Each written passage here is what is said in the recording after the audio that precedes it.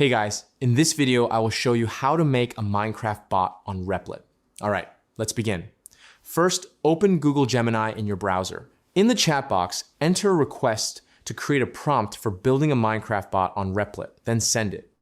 Review the generated result, which outlines using a Node.js library, selecting the Minecraft version, defining bot behavior, and listing features. Copy the refined prompt and avoid including any private credentials.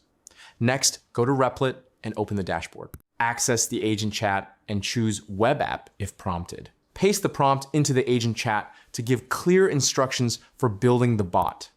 Click Start. Name your project and enable notifications if available.